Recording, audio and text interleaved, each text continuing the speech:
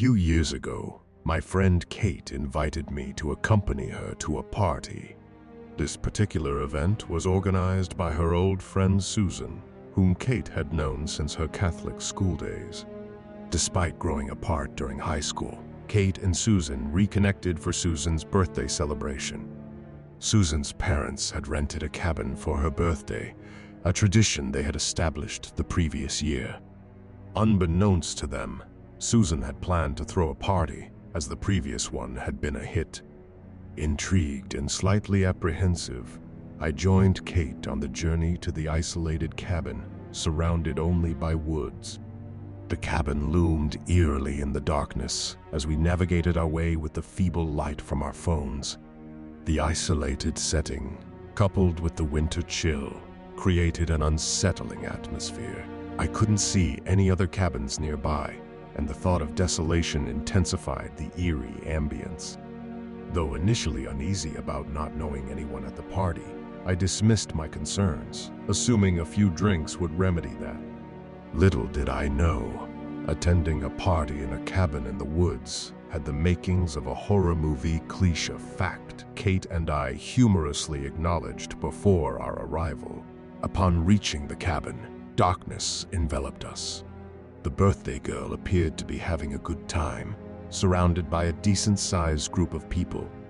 Strangely, there seemed to be an unspoken divide among the partygoers. Kate and I felt out of the loop, oblivious to what was unfolding. A peculiar character with the city's name tattooed on his neck drew our attention. Despite our silent amusement, a hint of concern lingered. Was he associated with a gang? The party took an unexpected turn when the main group decided to expel a few individuals. The reasons were unclear, perhaps related to excessive drinking without bringing their alcohol. The plan involved convincing them to leave by fabricating a story about a ranger inspecting the area. It appeared to work as the group departed. However, the atmosphere shifted dramatically as a girl from the expelled group returned, loudly wishing the birthday girl. Moments later, windows in the back room shattered, chaos ensued, and panic gripped the cabin. Confusion reigned as more windows were broken and screams pierced the air. Kate and I, who had been at the party for a mere 15 minutes, found ourselves amid mayhem. The instigator girl revealed that she believed at least one of the expelled individuals had a gun. The situation intensified, but my mind struggled to process the events unfolding. The majority of us huddled inside the cabin, some cautiously checking if the expelled group lingered. After a while, people began leaving, wary but eager to escape the unsettling atmosphere. Despite lingering fears of the potential return of the expelled group, many decided to leave. 3 girls, initially planning to stay the night, gathered their belongings and headed towards the door. However, their exit was disrupted by screams from the woods, causing them to retreat. It turned out to be a false alarm, as the screams were the result of a new arrival excitedly greeting her friend. Kate and I stayed at the cabin for a few hours, reluctant to leave Susan alone. As the majority departed, only a handful remained, some planning to spend the night. Eventually, around 2 a.m., Kate and I decided to leave. The option of calling the cops was debated, but the prospect of underage drinking dissuaded us. Susan, concerned about her parents discovering the party, chose to fabricate a story about the broken windows. Fortunately, the potential gangsters did not return, allowing us to exit the bizarre and unsettling episode of the night. 2 chilling years ago, I made a life-altering move, leaving the familiar behind to venture into the unknown. I found myself in an isolated camp, nestled in the heart of the woods, far from the comforts of home. This marked my initial foray into independent living, an hour and a half away from my roots. The setting was a kids' activity camp where all the staff, including myself, resided in two massive cabins. These cabins, towering eerily amidst the dense woods, housed around 40 individuals each. Rooms accommodated 2 or 3 people, creating a labyrinth of shared spaces and secrets. The camaraderie was instant, and an unspoken trust seemed to permeate the air. Doors remained unlocked, a testament to the close-knit community formed during this peculiar camp experience.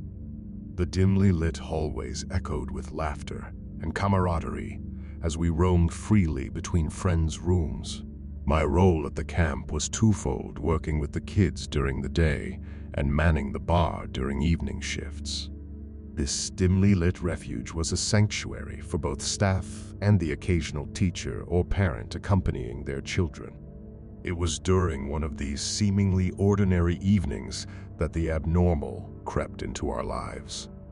On a night like any other, my roommate, Debs, and I were both assigned to bar duty. However, Debs concluded her shift a few hours earlier than I did. Eager to unwind, she decided to head back to our cabin to read and await my return for a movie night. As she traversed the short distance from the bar to our cabin, a mere 5-minute journey, the first whispers of an unsettling event began to unfold. My phone displaying Deb's caller ID started to ring. Answering the call, I was met with eerie silence on the other end. Assuming it to be a mere pocket dial, I promptly disconnected. But as time elapsed, the phone rang once again, this time from a friend residing across the hallway. Urgency laced her voice as she implored me to return to the room immediately. Racing down the hallway, I was met with an eerie sight. A small gathering of about 5 people stood outside our room. Panic gripped my chest as I entered our living space, finding Debs standing there, tears streaming down her face. Our room, a once familiar haven, was now a disheveled nightmare. Belongings were strewn across the floor, a grotesque distortion of our personal space. Debs, in a trembling voice, recounted the bizarre disappearance of her phone. Strangely, when I inquired about the calls she had made to me, she was clueless, leaving us both perplexed and unnerved. It wasn't just her phone. A few days later, we discovered that things had gone missing. Not typical items of value, but personal belongings that sent shivers down our spines. Laptops, Kindles, and a PlayStation remained untouched. Instead, the intruder opted for an unsettling selection: my undergarments. A nauseating realization dawned upon us. Someone among us had violated our privacy, choosing to pilfer the most intimate and personal items. The violation extended to phone calls, with mysterious silences infiltrating the airwaves. Disturbed by these events, we reported the incidents to our superiors, only to find ourselves partially blamed for leaving our cabin door unlocked. In hindsight, it was an oversight that we deeply regretted. Days later, a chilling encounter deepened our sense of unease. Walking into the staff lounge, I was met with a surreal sight. Deb's phone, previously missing, sat casually on the windowsill. The room was eerily vacant, devoid of any occupants. A sense of dread enveloped me, prompting a swift retreat to the safety of my locked room, where I anxiously awaited Deb's return. Despite reporting the incidents, our superiors remained unable to unravel the mysteries that haunted our cabin. The violation of our privacy, the eerie phone calls, and the bizarre return of Deb's phone to the lounge remained unexplained. The specter of a culprit, someone intimately familiar with our routines, lingered in the shadows, leaving us haunted by unanswered questions. To this day, the identity of the perpetrator remains a haunting enigma. The experience serves as a chilling reminder that even in the seemingly secure confines of shared cabins, darkness may lurk beneath the surface. The lesson learned was profound. Never leave your door unlocked, For within the seemingly safe cocoon of camaraderie, there may exist vile creatures lurking and waiting to invade your most personal sanctuaries.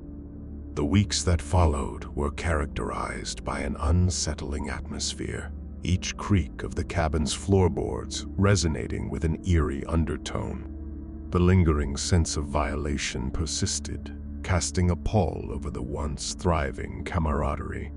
Debs and I, now hyper-aware of our vulnerability, took precautions, locking our door religiously and casting suspicious glances at those we once considered friends. Yet, the inexplicable continued to unfold. The phone calls persisted sporadically, always ominous in their silence. The missing items were never recovered, leaving us with a pervasive sense of unease. The camp, once a haven of innocence and laughter, now felt like a labyrinth of hidden horrors. As the days turned into weeks, the incident faded from the collective consciousness of the camp's inhabitants. The routines resumed, albeit with a shadow lingering in the background. Nighttime, in particular, became an exercise in paranoia. Every sound, every rustle in the dark, seemed to echo with a malevolent intent. One fateful night, as I lay in bed, wrestling with sleep, a soft shuffle emanated from the shadows of our cabin. Heart pounding, I strained to discern the source of the disturbance. The air grew thick with tension as the shuffle evolved into a rhythmic pattern, like someone pacing deliberately outside our door. Fear gripped me as I dared not move, the darkness conspiring with my imagination to conjure malevolent figures lurking just beyond my line of sight. The oppressive silence was shattered by a distant, haunting whisper words, unintelligible but laden with a sinister intent. Panic set in as the whispers grew closer, now echoing through the narrow corridor of our cabin. Summoning the courage to investigate, I cautiously approached the door, the oppressive darkness pressing against me. As I turned the handle, the door swung open, revealing an empty hallway bathed in the feeble glow of a flickering overhead light.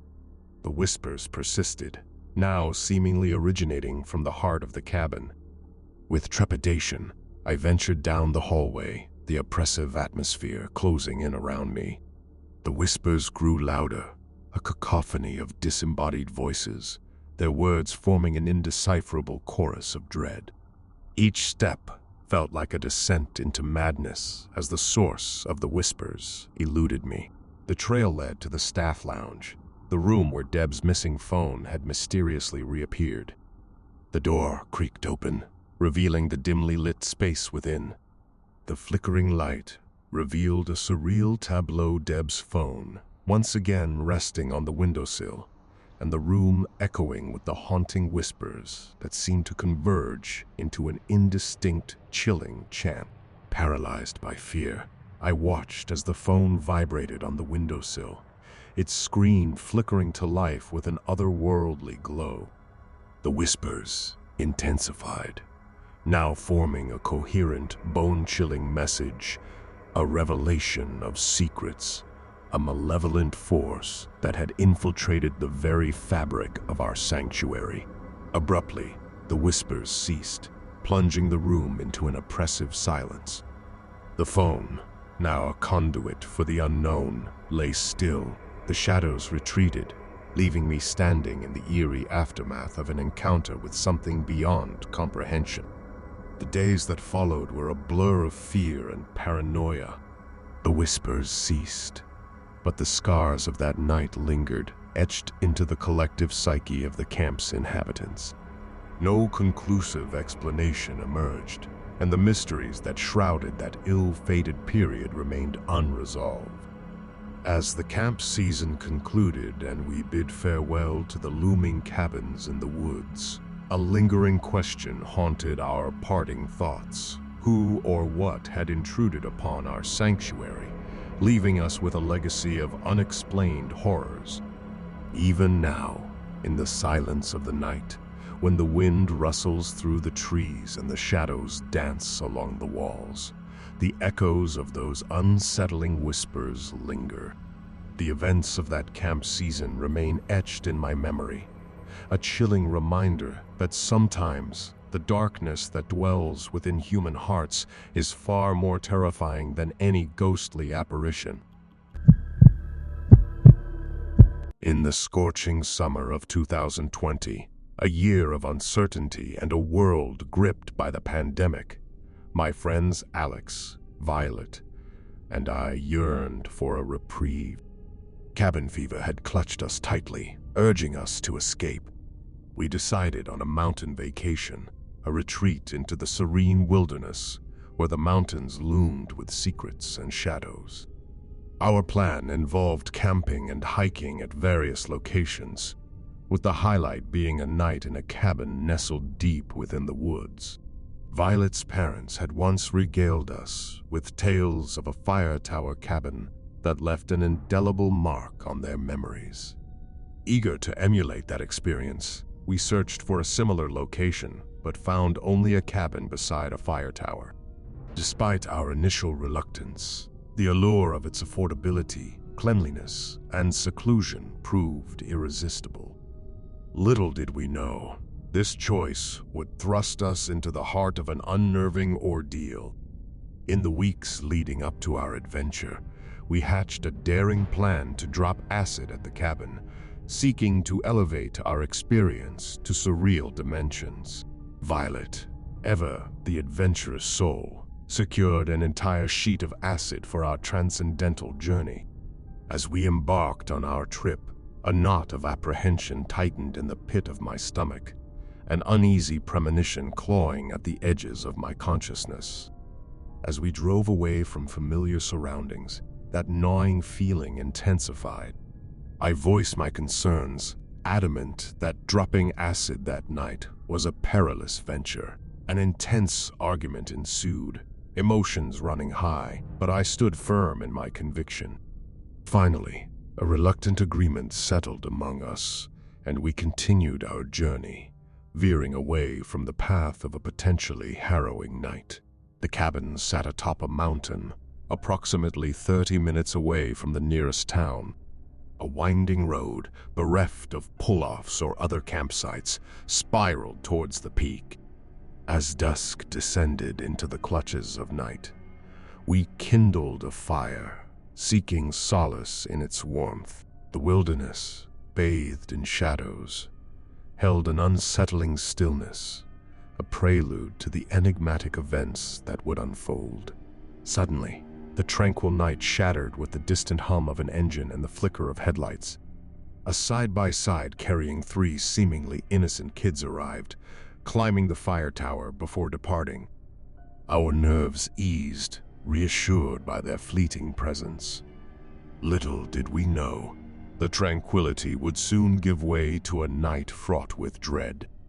We extinguished the fire and retreated inside, the night enveloping us in an oppressive silence. In the isolation of the wilderness, every rustle of leaves and whisper of the wind through the branches resonated with eerie clarity. The absence of city noises accentuated the foreboding atmosphere, our senses heightened, nerves on edge. Determined to dispel the looming discomfort, I broke out a few wine coolers, initiating a board game on the table between our bunk beds. Laughter, initially forced, soon erupted as we surrendered to the intoxication, though the source of our unease lingered in the shadows. Unbeknownst to us, the woods concealed subtle noises, a twig snapping, an engine's distant rumble gradually infiltrating our consciousness. As the night wore on, the bizarre noises persisted. A twig snapping here, an engine's faint hum there. We dismissed them, clinging to the fade of nonchalance.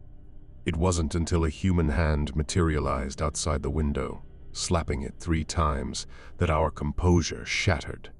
Panic ensued, screams erupted, and reality twisted into a nightmarish tableau. Alex swiftly dialed 911, speakerphone amplifying the tension in the cabin. poker tools clutched tightly, we prepared for an unknown threat. Violet desperately called family members, uttering last goodbyes. I held my breath, straining to detect any movement outside, any indication of the intruder's intentions. The police, summoned by our desperate call, arrived 20 minutes later. Their dogs scoured the mountain, uncovering no trace of the mysterious assailant. Speculations arose a bear, they suggested, attempting to ease our fear. Yet, their expressions betrayed doubt, for bears don't knock on windows like humans or make silent retreats upon confrontation. As the police sped towards us, they stumbled upon a lone car at the mountain's base, the only sign of life. A chill ran down my spine. Violet's car, dusted from our ascent, adorned with handprints that weren't ours. These prints, reaching places untouched by us, unveiled a sinister reality. Fearful and disoriented, we hastily gathered our belongings, eager to distance ourselves from the mountain's ominous grip. The descent, marked by every pothole, taking us farther from the wretched cabin, seemed an eternity. We sought refuge in a dilapidated hotel, a transient sanctuary reeking of cat piss. Sleep eluded me, haunted by the memory of that handprint-covered car on the desolate mountain road. There was nothing else on that narrow ascent. No pull-offs, no other campsites. The mountain whispered its secrets, and we had unwittingly become part of its chilling narrative. The visitors from earlier, with their headlights cutting through the darkness, now left us questioning their true nature. Whoever ventured towards us had chosen silence and secrecy, weaving a tapestry of terror in the wilderness.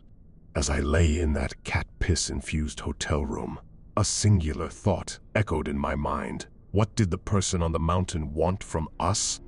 Was it a macabre prank or the prelude to a nightmarish ordeal? Gratitude swelled within me for Alex's quick thinking and the fortuitous cell service that thwarted our silent intruder.